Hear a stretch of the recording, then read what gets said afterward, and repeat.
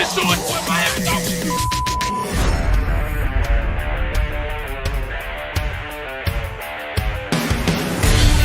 The pressure, he's in trouble. Loses the football. Touchdown! Got it! You have got to be kidding me. Jalen Waddle, the Dolphin touchdown. Throwing deep upfield on the near side, man open, touchdown! Looking deep, he's got a man. The run from Tua Tagovailoa. Touchdown! He's going deep. He's got it for a touchdown.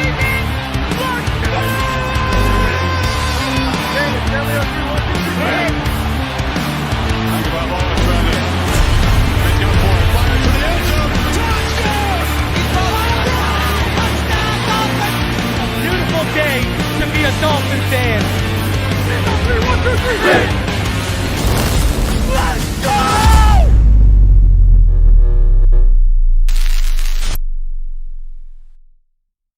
What is good, Finn Nation? What's good? It's your boy Reason, and we are back here for another one as we welcome all y'all in. Now, I know we're going to get into it today, obviously. The Dolphins went out and acquired Chase Claypool, and we're going to get on to it. Before we do, I got some opening things I want to talk to. One, I see a lot of people mad we didn't get a center. Now, you got to understand, here's the thing. And again, not justifying it, just laying out the landscape for all of y'all right now. Go look at who's available right now. All right? Chase Roulier has retired. Rodney Hudson's 33, can barely move. He's not what he was in Oakland. Ben Jones, 33, can't move like how he used to be. Now, we all remember, Dolphin fans, Matt Skura. Well, Matt Skura is one of the best options out there right now. There's just not a lot out there from a free agent standpoint. On the flip side, they're not going to go off and trade for a backup center. Now, if you could find a guard that could play center and guard, that would be ideal. They're not making that move. All right? And listen, I'm gonna have I had to do a few things. I had to talk to a few people. My Patreon 3 takes videos coming tonight. We're gonna talk about Fangio and X. We're gonna talk about some stuff there because I'm not liking some of the things I'm hearing. We'll talk about that. And listen, you know, I've said it before. I'll probably talk about it in the 3 takes video tonight for Patreons and such. You know, Liam Eichenberg, they're out on Liam Eichenberg. They just don't have anything right now. That's where they're at. I agree with all of you. They should be doing whatever they can to get a center. Okay? Because I think it could have been worse than Armstead. You want to know how much, for all of you that missed the film breakdown, it could have been a lot worse than Armstead because about 3 pass pro plays before Armstead got hurt, this happened. Now, I want you to watch the right side of that line. Look at it. I'll play it one more time for y'all. One more time. Watch the right side of the screen. Okay? I want y'all to do me a favor. Watch the right side of the screen when we go here. All right? And when you see it, you're going to see what I was talking about. All right? Because, I mean, I don't know what else to say except brutal. Right there. Watch the right side of the screen right here. Watch the right side of the screen. Bottom right. Eichenberg right into Hunt and took out Jackson too. Like, right there for all of y'all to see. Did you see it there? Tell me all that worked for y'all there.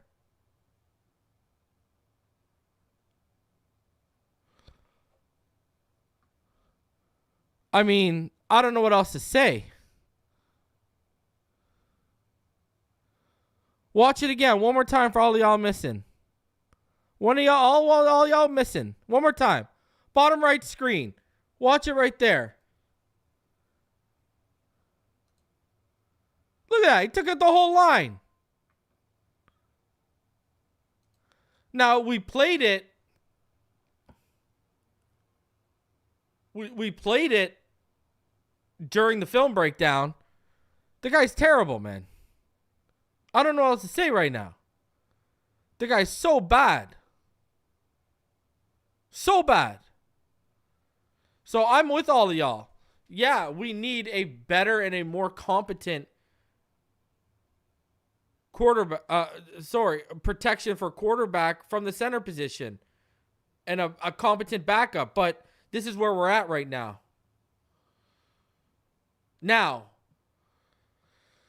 another thing I want to talk about with the Chase Claypool thing, because we're going to get into the Chase Claypool, like, straight up here, right? You know,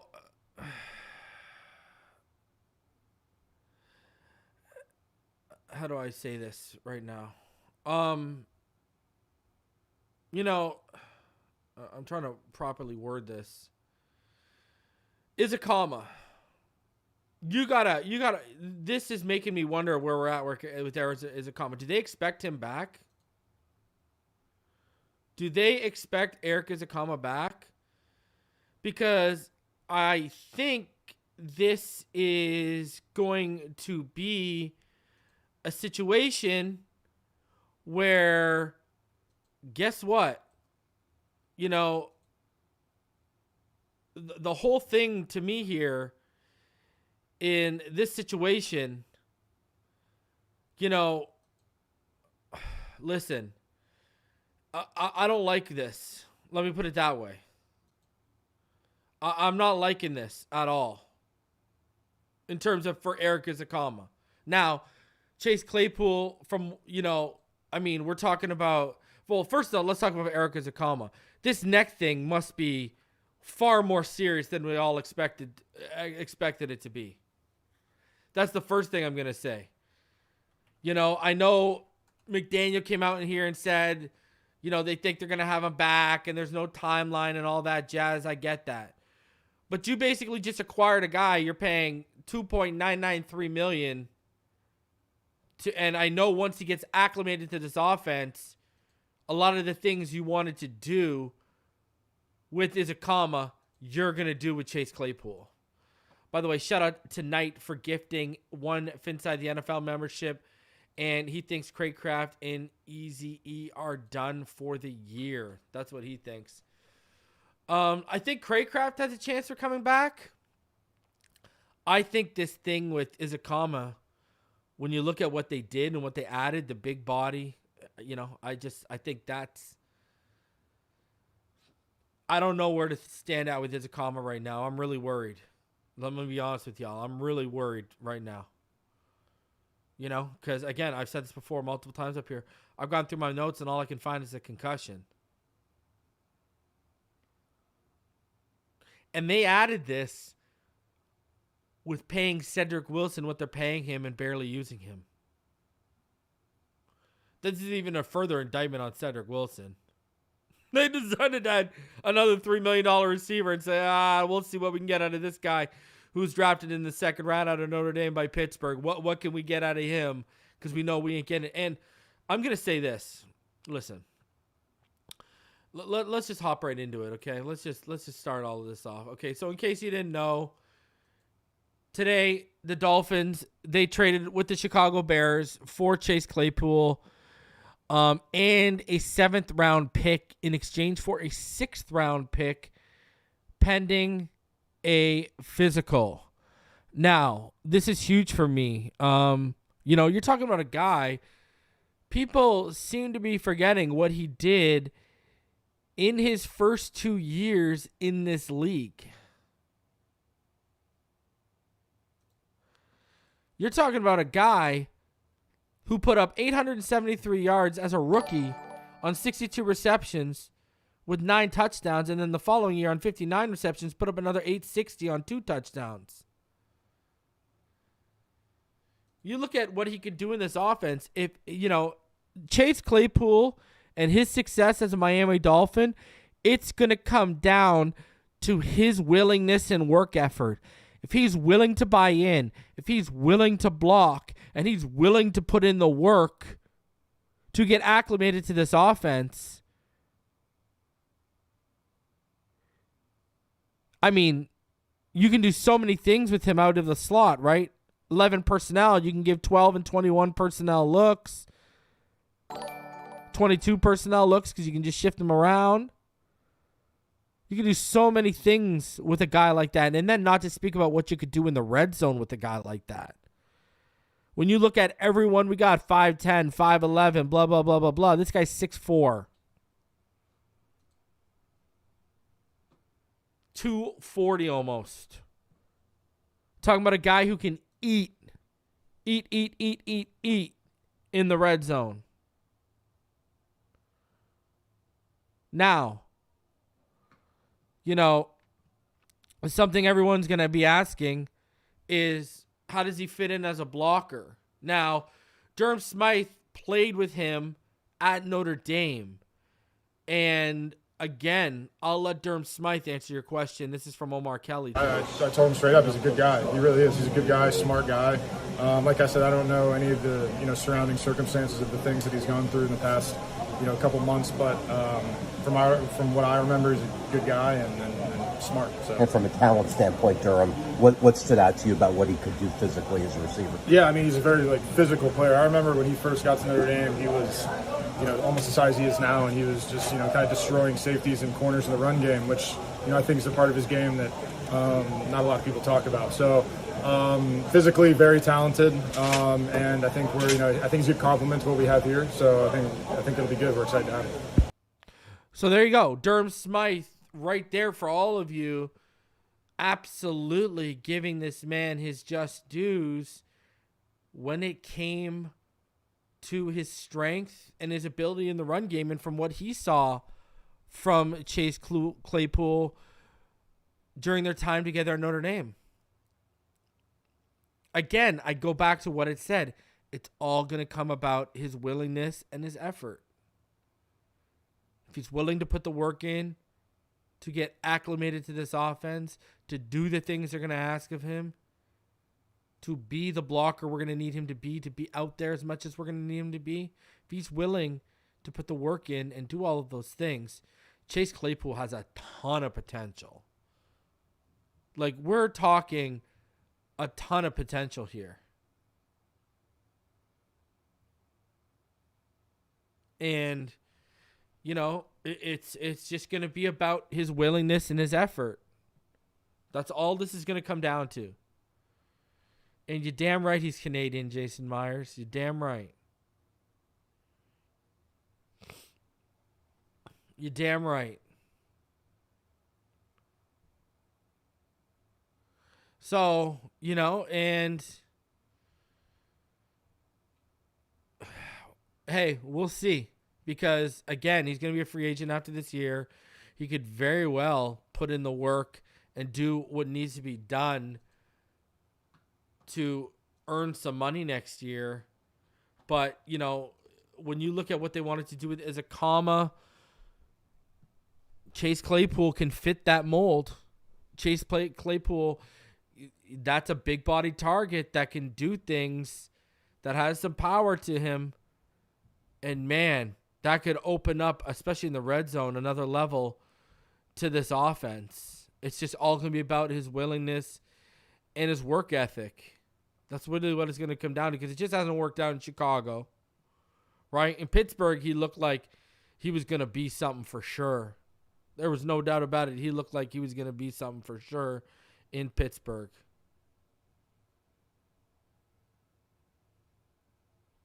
And for whatever reason, just hasn't worked out. Now, I will say he does have a tendency to he does have some fumbles over his career. So he does have a tendency to fumble here and there. But, you know, you were talking about a guy, man.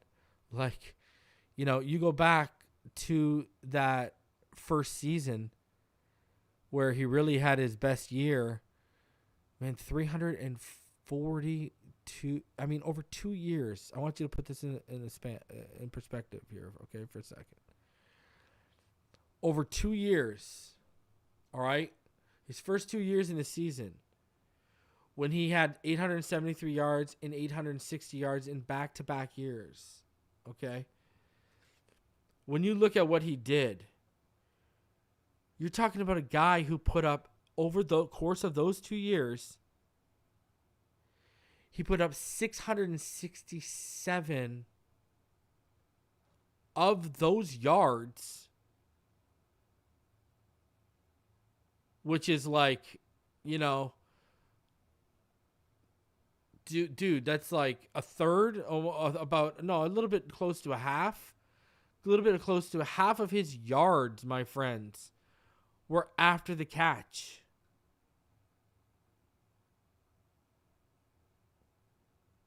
I like that. He's got that yak ability. Now in Chicago, it's plummeted. And the reason why it's plummeted is because we all know who's throwing him the football in Chicago. And we can say what we want about Chase Claypool. He's no DJ Moore. He's not gonna make chicken salad out of chicken shit. You know what I mean? He's just not that player. And it's crazy, too, because when we played the Steelers last year, he made it a point to run up to Tua after the game and say what up and give him a hug, give him whatever, show some love. And now he is a Miami Dolphin. So he's going to have a chance here. The quicker he gets acclimated to what we're doing on offense and what's expected of him, and he puts that willingness and effort forward, man, he's not going to be playing this weekend, but this could be a sneaky good move, man. This could be a sneaky good move. Listen, I'm with all of you. I want a backup center just in case this Connor Williams thing is lingering or is a nagging thing. I agree with each and every one of you that says we need to get a center, 110%.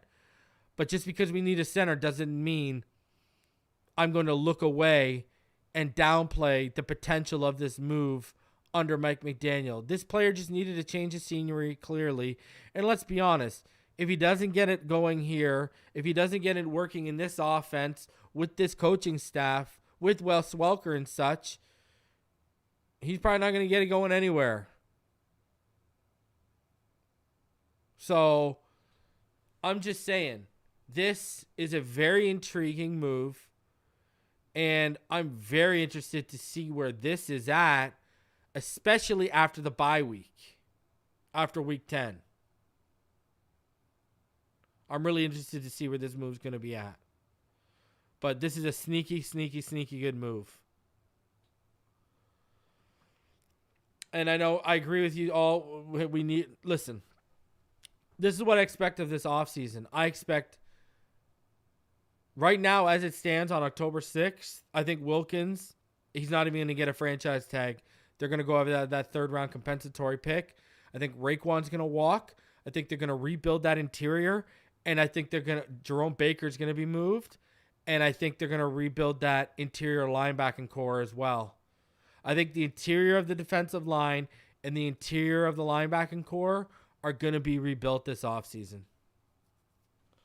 Now, could a trade happen at the deadline? Sure. But I don't see them trading for a guy like Devin White. They might, but he wants like 20 plus million. I'd rather trade for a one-off year with Levante David or something of that, you know?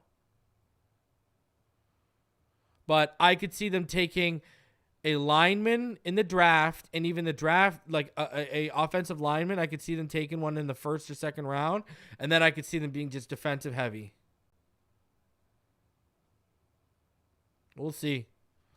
We'll see. But I agree with all of you. You know, it needs to happen. So, but, you know, it is one of those things where we're just going to have to wait it out. And then obviously also today, made official, Terron Armstead on injured reserve. What does this mean? This means Terron Armstead cannot be back till like week 9. Our bye week, if I correct me if I'm wrong, but our bye week is week 10. So I don't think we see Armstead till week 11.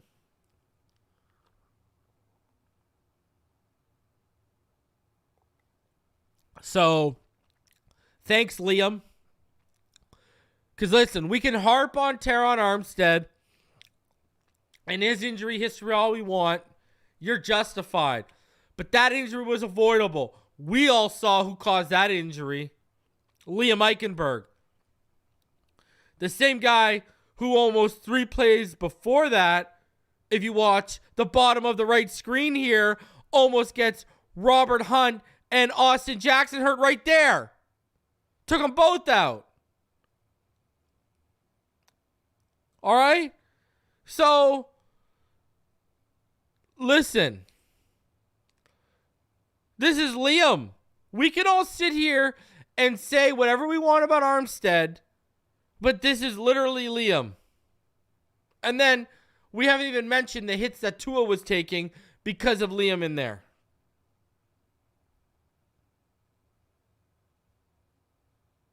So, listen, am I happy Terron Armstead's on the IR and missing time again? No. But this was avoidable. If we weren't in a position where we had to play non-NFL starting or backup caliber players like Liam Eichenberg, if Connor Williams plays on Sunday, Terron Armstead's healthy right now. Terron Armstead isn't going on IR.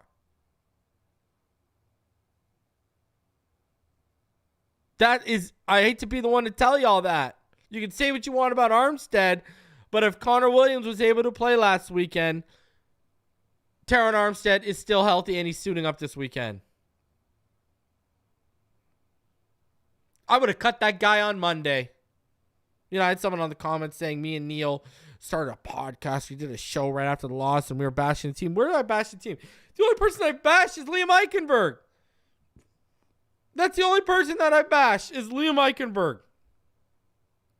And Neil didn't do a podcast the day after. He didn't come on till yesterday. I don't know what these delusional people are talking about. And I will bash Liam Eichenberg and bash. He got our franchise left tackle hurt. He almost got our right tackle, and quarterback hurt.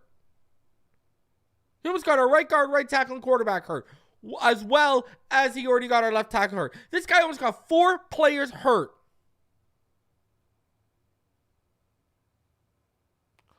You know, liability, you know, we're going to call this guy, instead of liability, Liability Eichenberg.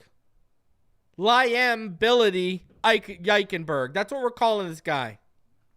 Liability Eichenberg. And Mauricio, you can say Armstead's always hurt. You ain't lying. But that injury shouldn't have happened. That's on Liam Eichenberg. The footage is literally there. I played it on Tuesday. You can go back and watch the broadcast of when he gets hurt. That's all Eichenberg. Liability Eichenberg.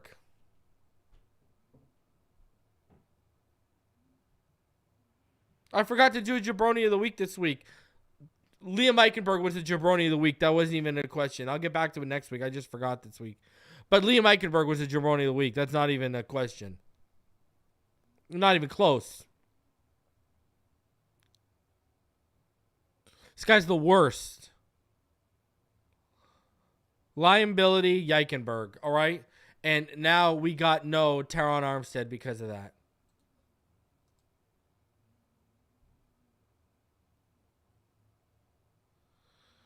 Knight says, didn't Mike mention the forearm injury for Texas? I don't know what. You're talking about the injury from Texas Tech? I don't know about a forearm injury, but I know this head injury was from before at Texas Tech. I know this neck injury, whatever he has going on. I know he had a concussion at Texas Tech, and in his final season, he missed like the last game of the season in the Senior Bowl. So, yeah, I never thought we'd find someone who's worse than Jesse Davis, and here we are. Liability Eichenberg. Okay? The guy's worse than Jesse Davis, and no one can tell me different right now. I'm sorry. You just can't. Like, the guy's the worst. He might be one of the worst NFL players I've ever watched. I'm not even lying. I'm not even just saying that. Like, he does no... And miss me with it was his first game at center. If you want to hold the snaps and the bad snaps of that, sure. But after the snap, we saw everything we've seen. No anchor. T-Rex armed. No upper body power whatsoever. Slow feet. Brutal hands. Hands that have no punch to them at all. You know, you got guys out here whose hands are concrete. You can't move them, and once they get in and lock out, it's over. This guy, he's got palm olive hands. He's never got them dirty in his life. He does nothing but the dishes with palm olive. He's got palm olive hands. Knight says Easy shattered his forearm at Texas Tech. Yeah, I'm just talking about the neck injury. So I don't know. Barry Bailey says, what about a center from the CFL? Brother, I'd be looking at every option right now. My phone should be ringing if Eichenberg's having to start.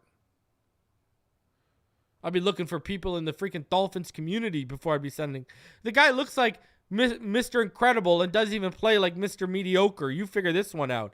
And then the best part about it is it looks like Dolphin fans found his burner this past week. They found this random female account that's clearly a burner account that's been going around defending Liam Eichenberg. Like, trashed Alma Ulave, called Ulave fat and blah, blah, blah, blah, blah. And it's just been defending Eichenberg tooth and nail. It's crazy. Crazy out here. Liam Eichenberg out here worried about burner accounts instead of getting better. So, hey, everyone's responded to Butch Barry's good coaching and what we've done with the offensive line, except this clown. And, he almost got people hurt, and then you saw Wynn and Hunt suffering because they had playing next to the guy, too. So, yeah, I don't know. No, it's an Ezukanma, it's a neck injury, bro. It's not a forearm injury. Now, he might have mentioned a forearm injury, maybe, but it's a neck injury. I mean, you can look it up right now. They put him on the non-reserve football injury list last week, and this is straight off SI. All right, here, listen. I'll even, I mean, I don't have this planned to pop up for here, but I'll do it because why not? Just to show you. It's a neck injury, right? So SI right here says, right here. Second-year receiver Erik Ezukanma was placed on the reserve non-football injury list because of a neck injury that flared up last week. We'll be able to have a better idea of a timeline in the next few days or weeks. There you go. So, and then right here, the Dolphins claim Ezukanma, who Miami was using in a Deebo Samuel-like role, had a pre-existing neck injury from his time at Texas Tech that got re-aggravated recently. So it's neck. It's not a forearm injury. Just FYI, just so you know. Let's clear that up. So let's, and yeah, Eichenberg was there before McDaniel. And guess what? Guys who were there before McDaniel, some of them have been turned into competent performers, i.e. Austin Jackson. No excuses. All right. So all-purpose yards. It says Liam plays like ginger-bearded Molly McCarthy. I don't know, man. Looks like Mr. Incredible doesn't even give us Mr. Mediocre. It's crazy.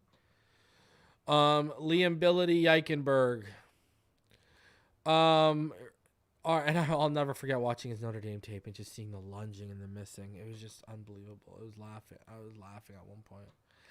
All right, let's get into the weather report for Sunday. It is going to get to a high of 86, going to be around 85. There is a chance for thunderstorms. You're going to have 12-mile-per-hour gusts, winds out of the northwest. The precipitation probability is about 40%, and the cloud cover is going to go from 58% to about 72%, while the humidity is going to be hovering around 66 to 67% as well. So, chance of thunderstorms, I don't really care about the conditions in terms of the rain and such as much as I care about thunderstorms potentially delaying the game. That's what I don't, you know what I mean? It's more delay a game. That's where I'm at right here, right? So, let's hope that the other side of the 40% works out and we're favorable on that 60 side and there's no precipitation. We've got, I'm down for some clouds, but for the most part, let's get some sunny skies and let's put a whooping to that behind in New York. That's what I'm saying. Let's give the Giants a giant ass whooping. That's what needs to happen.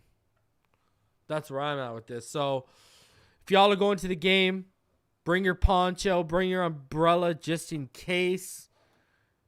Prepare to get wet. Pause, I guess, for all of y'all. Because definitely talking about the good kind. So prepare for weather potentially. Enjoy your tailgating. And don't get too hammered because you don't want to be slipping and sliding, after a Mickey or a 2-4 whiskey to your face or a face, right? So, hey, man, there you go. Jason Myers got the canopy. They're good to go. If you're planning to barbecue, better do it under the canopy, baby. And remember, safety first. All right? If Connor is out, take the under, says Hooked Up Joe. Why you got to do him like that, Joe?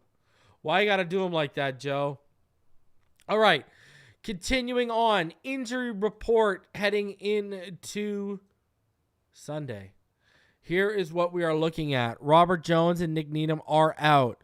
Lester Cotton, Jalen Phillips, and Connor Williams are questionable right now.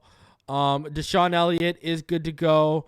Braxton Berrios is good to go. So it's looking like don't trust anything anymore. We might be sitting here at game time decisions here. That's just where we're at. We might be sitting here with some game time decisions. Connor Williams, he wants to go. Will he go? you know, it is what it is, man. I don't know. I know it could go either way. Let's put it that way. And McDaniel said they're both doing well. And, you know, McDaniel joked even today that he might need a bodyguard to protect himself from Connor Williams because how bad he wants to play right now. So I know he wants to go, but it's a groin. Those are nagging. Brother, if I saw the way Eichenberg played too, I'd want to go real bad too because all you're going to do is improve your value. So we're going to find out. Braxton Paris, Deshaun Elliott, good to go. Connor Williams, Jalen Phillips, game time, we'll know. Big losses for the New York Giants. Shane Lemieux, John Michael Schmitz, and Andrew Thomas are out. Saquon Barkley is questionable. Daniel Bellinger is questionable for them as well, as is Micah McFadden. Well, it looks like everyone else, like Wan'Dale Robinson, Azeez Ojulari, Evan Neal, Gary Brightwell, and Marcus McCathin are going to be good to go for them. But it's going to be interesting here. Does Saquon go? Because if we only got to deal with Breda, we should be able to shut them down real quietly. Why not? It says Hill, Waddle, and Claypool is 3 wide receiver. That's nasty. It's nasty. We got Braxton Berrios, Tyreek Hill, Jalen Waddle, Chase Claypool. Come on right now. That is a stellar top 4. You can't tell me no different. That is a stacked top 4 right now. Right? You got Robbie Chosen, Cedric Wilson, as well. That's legit. But, the Giants, they are depleted. They are depleted big time. And, we're going to get into it here. But there's going to be, they are depleted. They are the most depleted offensive line we've seen. Almost 400 of you in the room. Smash that like button. Subscribe if you're new. Appreciate all y'all for coming through.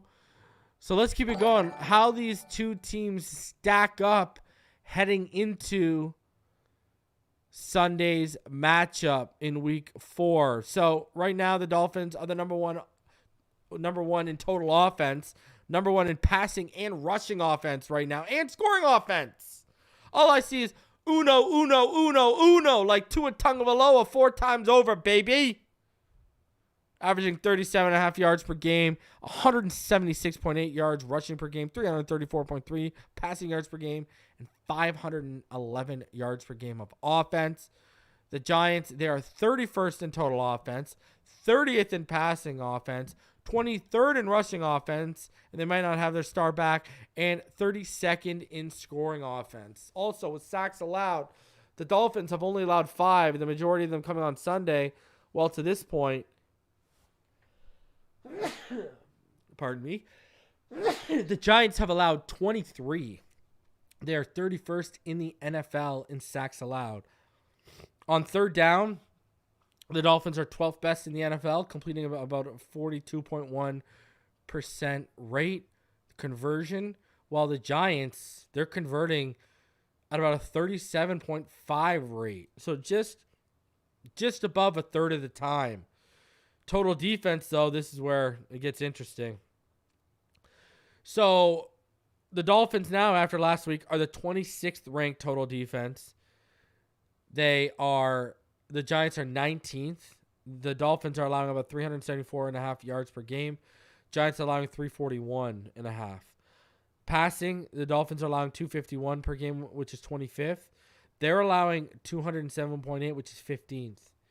Rushing defense, they're 25th. Giants are allowing about 133.8, while the Dolphins are allowing 123.5, which is 22nd.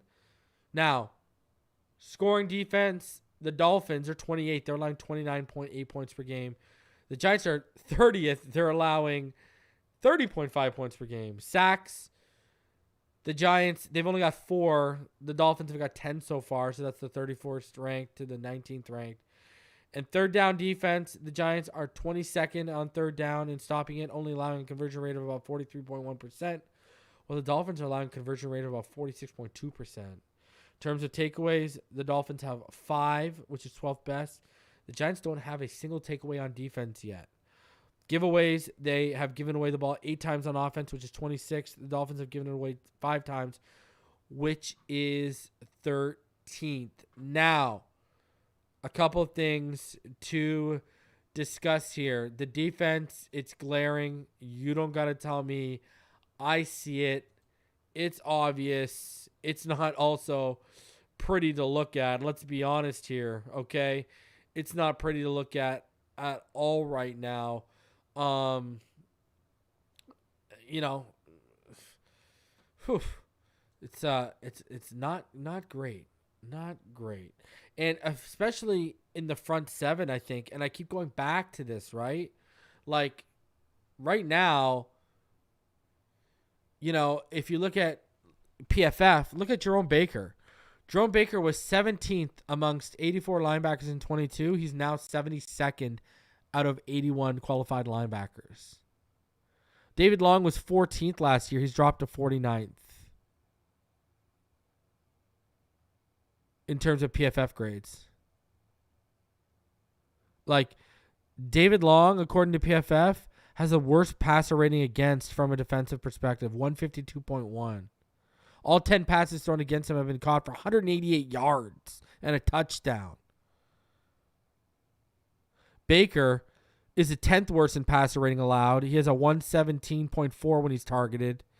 Baker's permitted 17 of 18 passes in his target area to be caught for 139 yards, averaging about 8.1 yards per catch and a touchdown.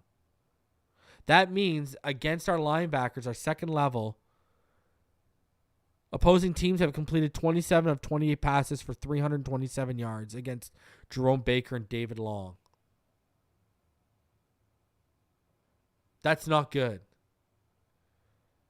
That's not good at all. And look at our passing defense, 25th. Second level getting shredded right now. Shredded.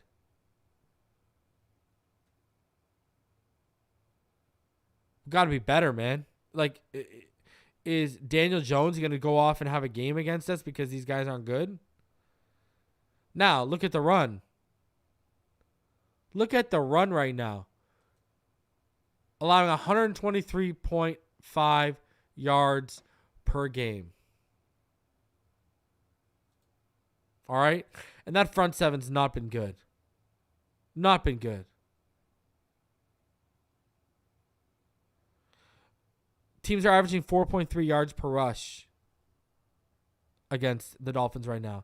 That's 19th in the NFL.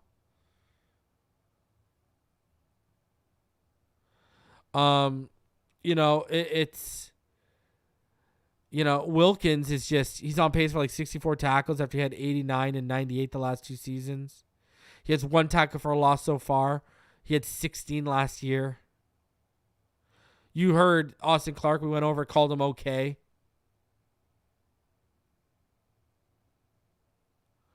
You know, last year Wilkins had 46 run stops, and I've said they didn't look good. They haven't even looked like the same run stoppers. Seiler was second last year with 36. This year, Seiler has 6 run stops. Wilkins only has 4. They're nowhere near on the pace they were to have the run stops they had last year. Jerome Baker, he's 43rd amongst all linebackers in run stops with 5. Long has 7, and that ranks him 20th. Baker's 66th against the run, according to PFF. David Long's 13th. And remember, there's only 78 linebackers ranked. And Baker's 66th right now, according to PFF. Should we even talk about the pass rush? Seiler has a sack and 8 pressures on 123 pass rush snaps. Wilkins has a sack and 10 pressures on 120 pass rushing snaps.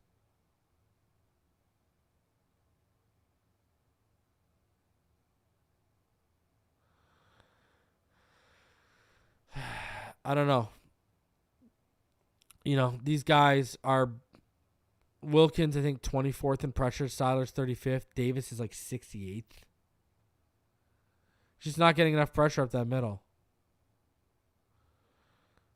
Chubb ain't doing it. It's just defense needs to be better right now. And that's why you see those numbers right there. It's just obviously not encouraging to look at, but it is what it is. You know, it is what it is at this point. Now, let's get into my keys to victory. And let's start with the offense. Offensively, show some pride and desire to win in the trenches. Good God. After what happened last week, it's time for y'all to show a desire to win, especially I'm talking to you, interior. Show some manhood in those trenches. Games are literally won and lost in the trenches. And the ironic thing here is that's exactly what this could be. So, you know, on both sides. On one side, if Liam Eichenberg starts, and then on the other side with how bad their offensive line is, we could have a day where both defensive lines have a day. But guess what? On our side, we better see a better effort than what we saw last week. Not it's starting to snowball. Number 2, you're going to have to find that run and pass balance you had against the Broncos. Now, am I expecting them to put up over like 700 yards? No. But you're going to need to find that balance. Look at them. They're not good against the run.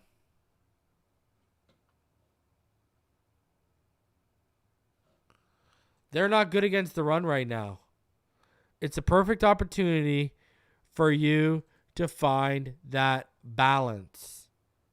You're going up against the 25th rushing defense. They allow 133.8 yards per game. Sounds like another big game for Achane, potentially, and a game for Mostert to get his head right. And another thing, I think it's time for Waddle to have himself a game. It's time, Jalen. You know, last year, coming out of the gate, you were unstoppable. And, you know, we know you got that in you. But it's time, man. You know, right now he has 12 receptions for 210 yards on the season. But, you know, we haven't had that breakout game. He's only played 3 games so far.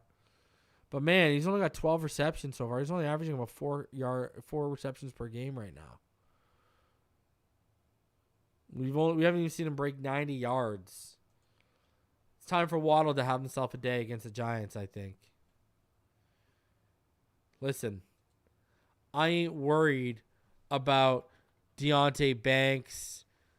You know what I mean? I'm not worried about what they have in New York to try and slow you down and try to stop you, Jalen. All right? You can eat on Trey Hawkins and Deonte Banks and Adoree Jackson, I believe. So it's time for Waddle to have himself a day and do the Waddle. So show some pride and desire to win in those trenches. That's a must. Find the run and pass balance you had against the Broncos. And it is time for Waddle to have himself a game.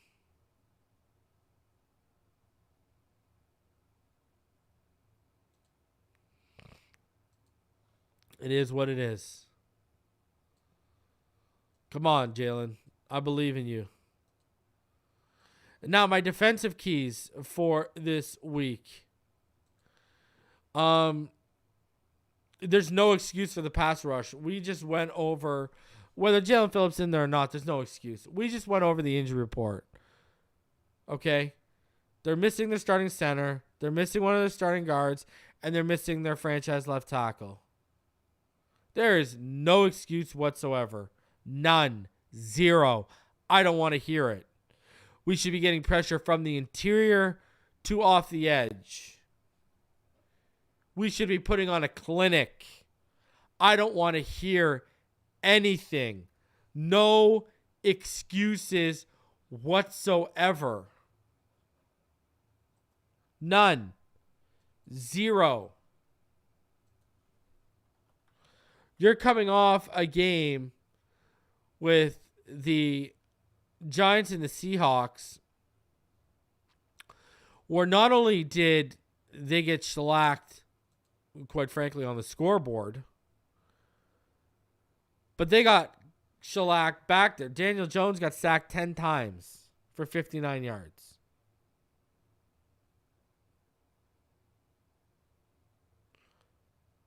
All right? Like, you know, if Bobby Wagner and Jordan Brooks are eating, I think it's time for us to eat. Mario Edwards out here getting a sack. Boy Mafi getting a sack.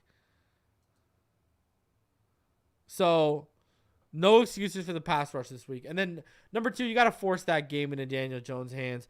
You got to make them one-dimensional. If you take away the run game and you make them one-dimensional, this is going to be an easy day for the defense. And this could lead to a potential blowout. Why? Because if you force the game into Daniel Jones' hands, it heads into my third key here, creating turnovers. Daniel Jones has 6 interceptions and 4 fumbles, with one of those fumbles lost so far this season. Plus, creating some turnovers is going to boost the confidence and help of that defense, and it's really going to help the offense with field position. So no excuse for the pass rush this week. None. You should be a nightmare for Daniel Jones in that offensive line. You got to force the game into Daniel Jones' hands, make him beat you, and you're going to have to create turnovers because he's been handing them out like Oprah after a show. And you get a turnover, and you get a turnover, and you get a turnover. So I should be seeing turnovers galore, quite frankly. Now, who is or what is my matchup to watch this Sunday? The offensive line of the Miami Dolphins. I even snuck Eichenberg in there just in case Connor Williams can't go. But that offensive line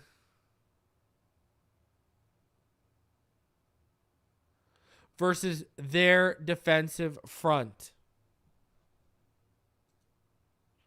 It's got to be Dexter Lawrence, Leonard Williams, Azeez Ojulari, Kayvon Thibodeau against, Lamb, Wynn, Connor / Liam, Hunt, and Jackson.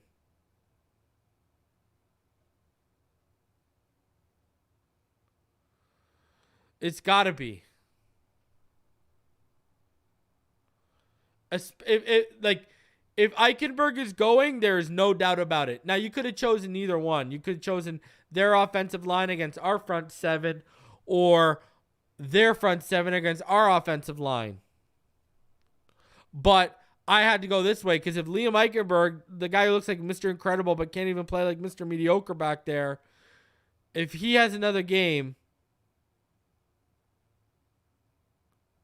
then we are going to have a problem. So I had to go with our offensive line versus their defensive front. That's my matchup to watch. I mean, listen, I'm going to say this. If Daquan Jones and Ed Oliver look like all pros against Liam Eichenberg, if he starts Sunday, what the hell is Dexter Lawrence going to look like? A first ballot Hall of Famer? Just saying. That is very worrisome if he goes. And hey, they're 25th against the run. Well, they're about to run into the Achane tram, baby. Look at this. Because I didn't do my show with Omar, I didn't have a chance to go over some of these charts. Look at this, heading into week 5. When you take yards after contact per carry over missed tackles forced per carry, Achane all the way top right shelf Achane. Guy looks like Tua off the charts, right off the chart. Look at that. Top right shelf Achane. Top shelf Achane right there. Give him the ball, baby. Let him run loose this weekend. Let him go. Man, Achane, he's different. That kid is just different. I'm going to give myself the old Barry Horowitz on the Achane because I was talking about that guy forever. So, man, he is different, and he is different in this offense, and the element he adds to this offense. That kid is next level. What else can you say, man? All aboard the Achane tram. Now, because I didn't have a chance to show it on Monday and I didn't show it on Wednesday, heading into week 5, the Bills and the Dolphins, they've flipped on pass pro rankings. Bills are now number 1 in the NFL. The Bucs are number 2. And you see the Dolphins are number 3. And you look at 31, the Giants are all the way down there on the right side at the bottom there. Remember, this is the composite score of PFF grades, Sports Info Solution, and ESPN's pass block win rate. So right now, you see the Dolphins, they are the 3rd best offensive line in the NFL. When you take a compository score, they flipped with the Bills, basically. Now, for you run blocking fans and all you people that love it, here is where they stand when it comes to run blocking. Obviously, not as good.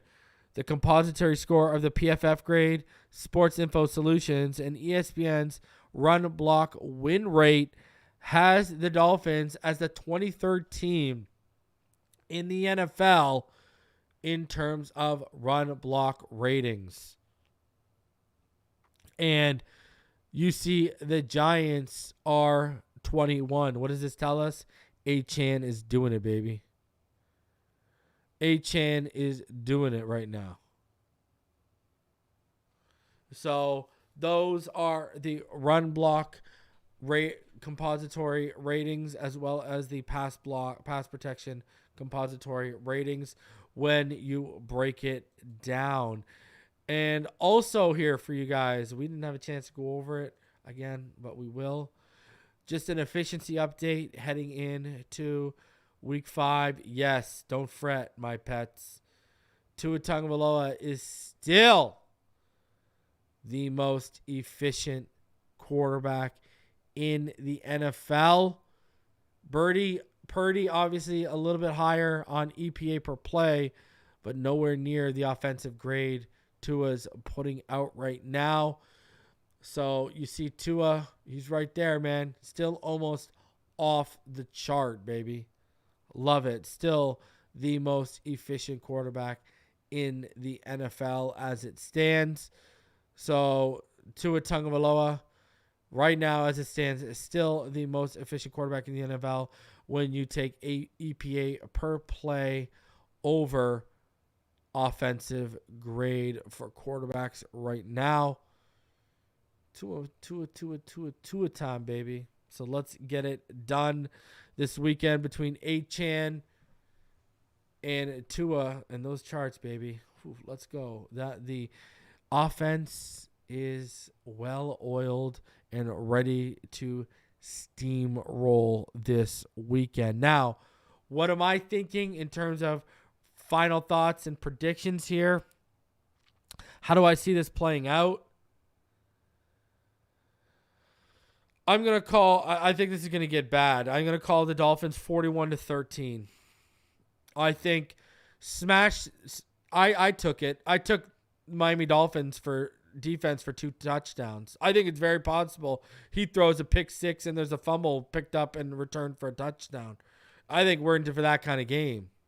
Where the defense, I think you're going to see turnovers forced by the defense, and some of those could be scoring turnovers. I think this is going to be a destruction. Now, that's if Connor's healthy. If Connor's not healthy and Liam trots out there, I don't know if I see us putting up 41 points. Will we win? Sure. But I don't think it'll be as big of a blow because I go back to the Bills game. If we had Connor out there, we don't lose by the amount we lose by. I truly believe that. I really do. So, that's where I'm at. I think if Connor's healthy, 41-13. If Connor's not healthy, I think this is more of like a, our points are in the high 20s. That's what I think. Because Liam's going to throw off the rhythm and the timing of the offense. There's going to be penalties. There's going to be bad snaps. There's going to be bad pass pro. It's just what it is. So I'm going to be live around 12:40. Make sure you tune in for the live reaction. Then we'll be live after the game ends for the post-game, fifth quarter post-game show. So be sure to check it out. I appreciate each and every one of you for coming through tonight. Man, you already know what time it is. Fins up all day, every day. Smash the like button on the way out. Please do me the solid. Smash that like button. Subscribe if you're new. I love each and every one of you. And I'll see y'all on the next one. Until then, fins up, baby. Let's go get the dub this weekend. See y'all Sunday.